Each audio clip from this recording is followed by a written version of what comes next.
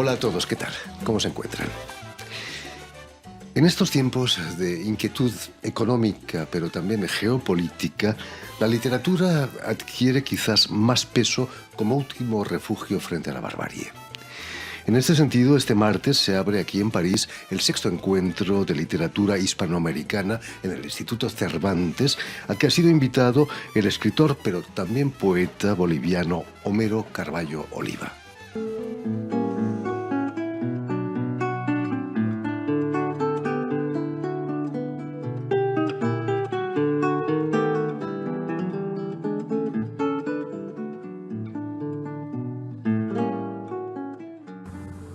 Los abuelos de mis abuelos no imaginaron cómo era la patria, porque la inventaban cada día. En sus sueños, la patria era el hogar, el techo que salvar de las lluvias de enero y el árbol elegido para que se transforme en la madera de la cama de los hijos. No importaba si no conocían el país, porque al despertar había que contar los sueños, conjurando las pesadillas con salmos matinales y tisanas de paja cedrón, para que la esperanza no sea enterrada con el hijo de los vecinos, que murió de viruela y ningún santo pudo salvarlo. Los abuelos de mis abuelos no figuran en los libros de historia, porque no fueron héroes ni villanos, aunque muchos de ellos empuñaron la espada, cuando los hechos eran más urgentes que las palabras. Los abuelos de mis abuelos no despojaron a nadie de sus tierras. Su conquista fue la del territorio de sus amadas, y fueron guerreros de la alborada, alistando los machetes para cortar el sol en pedacitos. La vida de los abuelos de tus abuelos fue sin duda mucho más dura que la nuestra, ¿no? Fue una vida sin duda alguna más dura en cuanto a las condiciones que habían pues hace decenas o cientos de años atrás, ¿no? Sin embargo, creo que al mismo tiempo también fueron felices a su modo, ¿no? Porque encontraron su vida en esa manera, en esa relación con la naturaleza, en esa construcción tal vez sin saber lo de la patria, ¿no? Del futuro, que es lo que nos han legado, ¿no? Es un poema absolutamente panamericano, ¿no? Se puede aplicar a cualquier país latinoamericano. Sí, esa era la idea. Cuando empecé a escribirlo, la idea era homenajear a mis abuelos y a los abuelos de mis abuelos, pero a medida que iba escribiendo los versos me di cuenta de que estaba homenajeando a todos los abuelos de todos los latinoamericanos, porque hay una parte donde digo que nosotros descendemos de españoles, de portugueses, de indígenas, ¿no es cierto? Y que somos, la lengua que hablamos es una mezcla de todas estas lenguas, ¿no? Y ahí me di cuenta de que este poema bien podía ser emblemático de toda América Latina, y así ha sido. Fíjate, Jordi, porque este poema tiene muchas versiones. Hay poetas como la que acabamos de escuchar, es una poeta argentina que lo grabó, pero hay otros poetas de varios otros países que también lo han grabado y lo han hecho suyo. Es un poema que se lee en las universidades, en las escuelas, se lo estudia, y pues claro, obviamente yo me siento orgulloso de él, ¿no? Permíteme, ¿Homero Carvalho o Carvalho?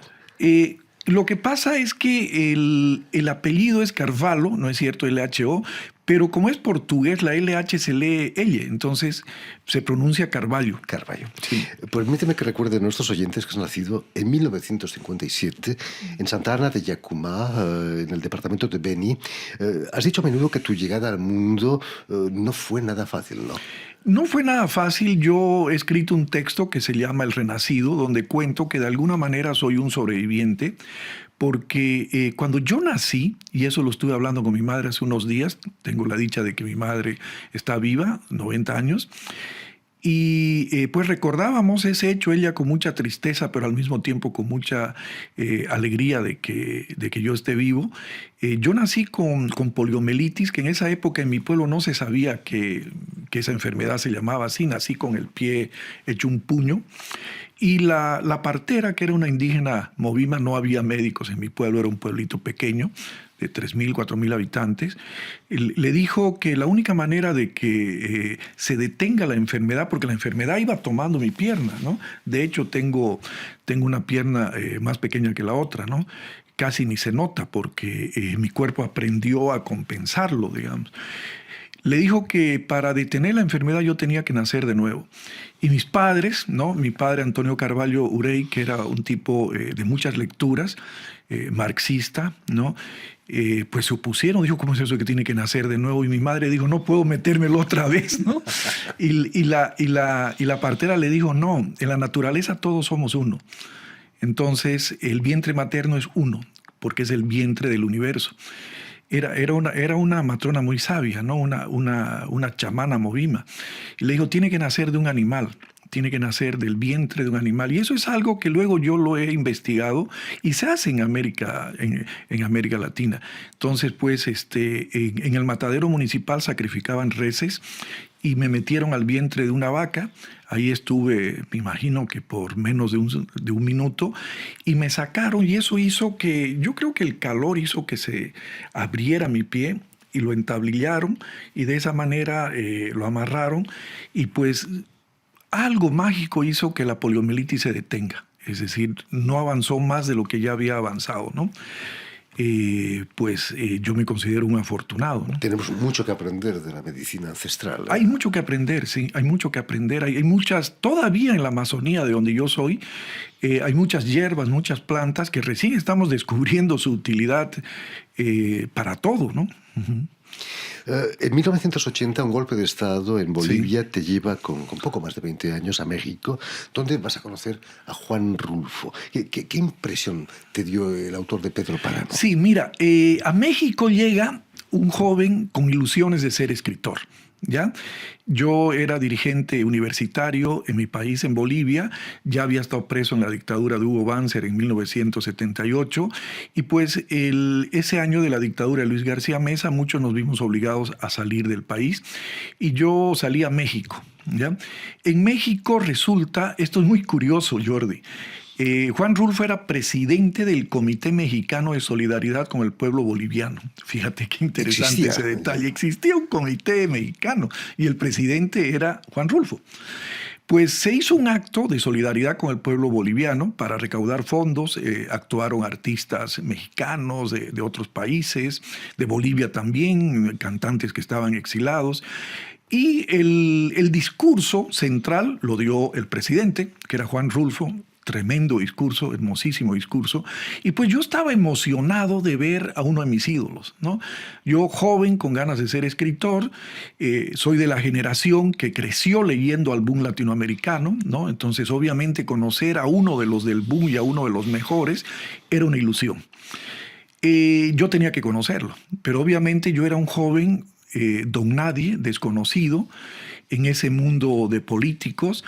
Y luego de la recepción, luego del evento el espectáculo, hubo una recepción, un cóctel, qué sé yo, y yo me contrabandeé. Yo me colé como pude. No, pues porque yo era nadie, ¿no es cierto? Era nada más un estudiante exilado, no era dirigente, ni mucho menos. Pero logré entrar y logré darle la mano a Juan Rulfo y conversar con él unos minutos. Creo que de alguna forma esos minutos decidieron mi futuro literario. Por eso yo siempre digo que México, además de la conversación con Juan Rulfo y de haber ganado un premio latinoamericano, que quiero comentarte este detalle que es muy curioso. Yo estoy en París ahora, feliz de estar en esta hermosa ciudad contigo, en este programa El Invitado. Retorno a mi país el 3 de octubre y el 7 de octubre me voy a Ciudad de México a la Feria Internacional del Libro del Zócalo. Pues me entero por la prensa que hay dos homenajeados este año. Noam Chomsky, fíjate nada menos, y Elena Poniatowska. ¿Por qué te hablo de Elena? Porque Elena fue la presidenta del jurado que me dio el Premio Latinoamericano de Cuento el año 1980. Entonces, voy a volver después de 42 años. Ya le agradecí en esa época, pero ahora voy a volver ya como un escritor realizado. Agradecerle por el impulso que me dio ese premio y por lo que soy ahora, ¿no? Voy a agradecerle a Elena, ¿no? A la Princesa Roja, por todos estos años que no he podido hacerlo. Se cierra el círculo, ¿no? Se cierra el círculo. Hay que Debes mucho también a tu padre por el hecho de haberte Sí. bautizado Homero, ¿no? Sí. Eso marca un destino, ¿no? Sí, de alguna manera. Sí, yo siempre digo que yo tengo la herencia de mi padre y de mi madre, ¿no? De mi padre heredé la parte literaria, bibliográfica. Mi padre era escritor, historiador, periodista, ¿no? Fundador de periódicos. Mis padres se separaron, yo me fui a la ciudad de La Paz con mi madre, se casó con un militar, pero volvía siempre en vacaciones, siempre volvía a Trinidad de vacaciones. Y ahí mi padre tenía una hermosa y pequeña biblioteca en la que yo podía leer los clásicos universales y el boom latinoamericano, además de otros autores nacionales. Mi padre era un ser humano que le daba mucha importancia a la literatura boliviana, a la literatura nacional. Y entonces yo siempre digo que de él aprendí esa corriente, digamos, esa fuente que es la literaria. Y de mi madre la otra fuente que es la naturaleza. Mi madre me enseñó el lenguaje de la lluvia al caer en la tierra seca y ese olor que se levanta, que luego me enteré que se llamaba petricorre, ese olor, ¿no? Sí. El sonido del viento entre las hojas, el murmullo del agua, la luna reflejándose en las aguas de una laguna, ¿no? Entonces, de los dos he heredado yo, mi literatura se nutre de ambos, ¿no? Homero, si Juan Rulfo te dio el espaldarazo como escritor ahí en México, quizás Octavio Paz te dio el espaldarazo como poeta, ¿no? ¿Lo conociste? Como poeta y también como ensayista. Yo creo que uno de los grandes pensadores de América Latina fue Octavio Paz. Creo que Octavio representa a esos escritores que no solamente tienen la capacidad de crear poemas o de crear novelas o de crear cuentos, sino que tienen la capacidad de generar pensamiento, ¿no? Yo de Octavio Paz he leído, por ejemplo, El laberinto de la soledad, que me pareció un ensayo que no solamente podía aplicarse a México, sino a otros países de América Latina. En cuanto a la teoría literaria, ¿no? He leído sus ensayos acerca de la poesía, y son ensayos extraordinarios, ¿no? Son ensayos extraordinarios. Porque muchas veces los escritores, pues, solamente tenemos la capacidad de crear, que ya es suficiente. O sea, ya es suficiente con crear, ¿no es cierto? No está mal. Pero si además tenemos la capacidad de reflexionar sobre lo que hacemos, ya es mucha dosis. ¿Alguna vez, Homero, has confesado que para ti escribir poesía es hacerle el amor al lenguaje? Sí. ¿Cómo se coge eso? ¿Cómo se coge eso? Acabas de decir una palabra clave. Pues sí, yo escribo narrativa y escribo poesía. En la narrativa los escritores somos una especie de dioses creadores, es decir, creamos todo. Y en la poesía es Dios y nos hace a nosotros su personaje en el poema. Y al hacernos su personaje, ¿no es cierto?, estamos obligados a dar lo mejor de nosotros mismos, como cuando hacemos el amor, ¿no?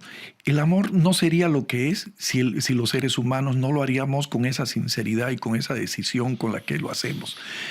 Con esa decisión, con ese cariño, con esa pasión, es con la que debemos enfrentar un poema, ¿no? Con la que debemos enfrentar un verso.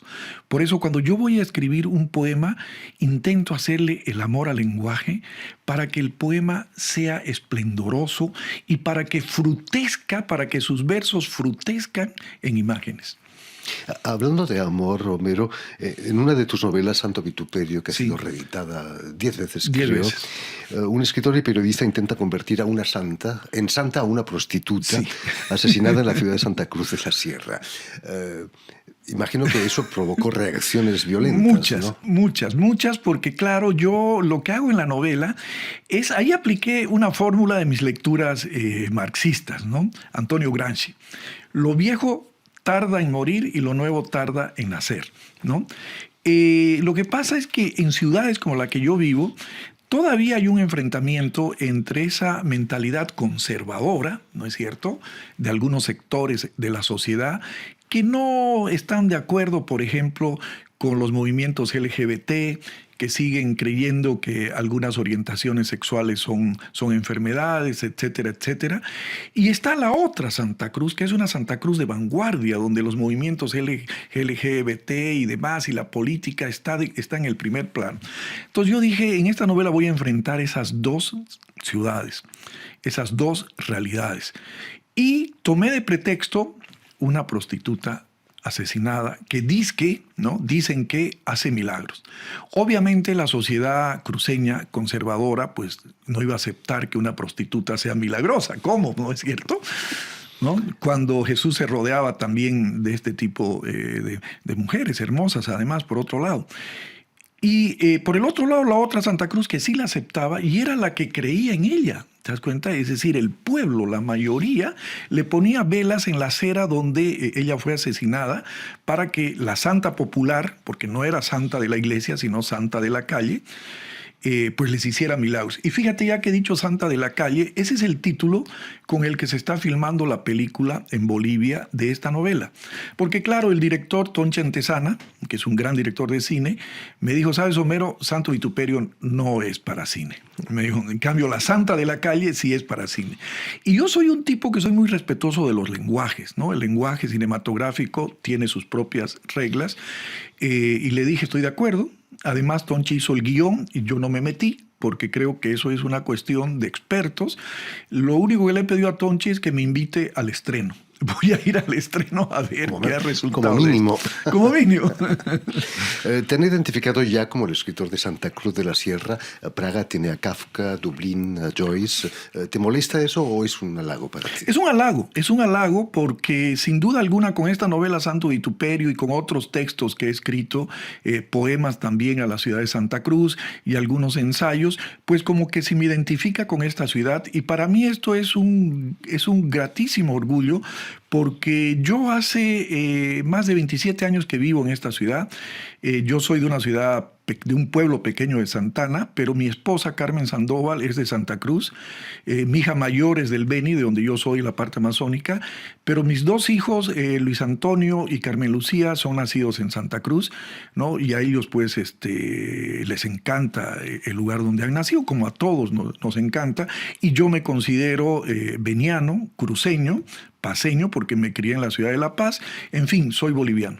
¿Qué tiene de especial Santa Cruz, una ciudad de casi 2 millones de almas? Sí, ¿no? lo que tiene de especial Santa Cruz, fíjate, además del calor, es una ciudad cálida, es una ciudad que está considerada como el motor económico de Bolivia. Los políticos les gusta decir la locomotora económica, porque ahí está la mayoría de las empresas agropecuarias, agrícolas y pecuarias, ¿no? Hay grandes sembradíos de arroz, de caña, de soya, de girasol.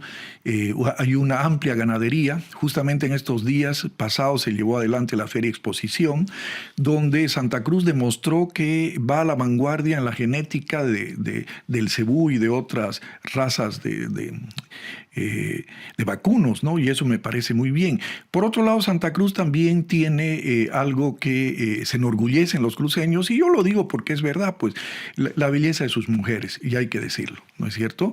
Eso es otra cosa que caracteriza a Santa Cruz también. Ahí queda dicho. Volviendo al encuentro de literatura Sí. hispanoamericana que se inicia este martes aquí en París, en el Instituto Cervantes, ¿qué significa para ti esta otra capital literaria del mundo que es París? Mucho, Jordi.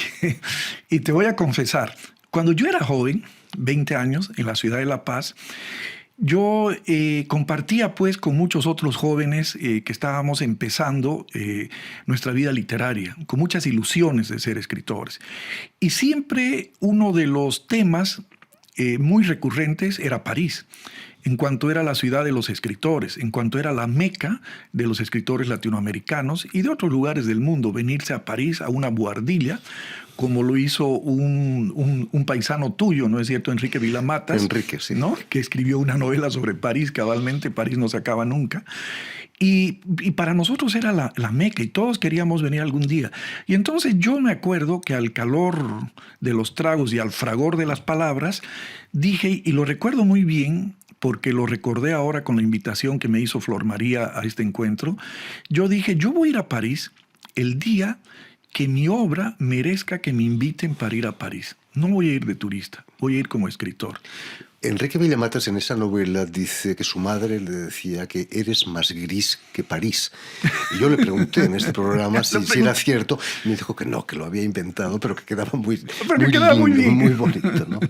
Hay que agradecer mucho a Flor María Muñoz Bañales, que es sí, la organizadora de este encuentro. Sí, sí. Es importante que Latinoamérica se encuentre aquí en París literariamente. Yo creo que es muy importante para los escritores latinoamericanos, para la literatura en español y para la lengua. ¿No es cierto? Para la lengua, que venga a un país como Francia, con un idioma tan hermoso, ¿no es cierto? Pero que podamos compartir nosotros una literatura escrita en español con escritores de otros lados, porque he visto la lista de invitados y están viniendo escritores de muchos países. Creo que la labor de Flor María Muñoz es digna de destacar. Yo le aplaudo a Flor María y le agradezco que este año el país invitado sea el mío, ¿no? Sea Bolivia.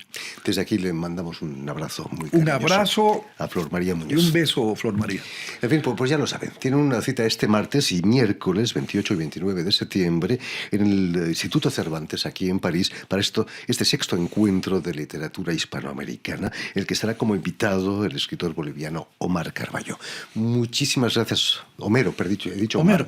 Homero Carballo. Muchísimas gracias, Homero, por haber estado aquí con nosotros. Permíteme también que dé las gracias a Donatien Cahu y a Julián Leng, quienes se han ocupado hoy de la realización del programa, y también saludar a nuestros telespectadores que nos siguen en todo el continente americano, seguro que en La Paz, sí, o claro, en otras ciudades de Bolivia también, gracias a la cadena Unión Continental Latinoamérica y también de la red TAL, que reúne televisoras públicas y universitarias de toda América Latina. Y a ustedes, muchísimas gracias por su atención y les damos cita para una nueva edición de El Invitado de Radio Francia Internacional. Muchas gracias.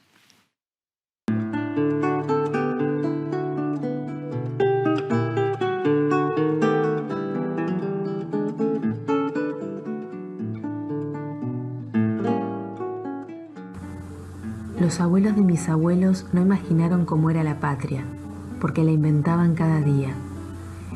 En sus sueños, la patria era el hogar, el techo que salvar de las lluvias de enero y el árbol elegido para que se transforme en la madera de la cama de los hijos.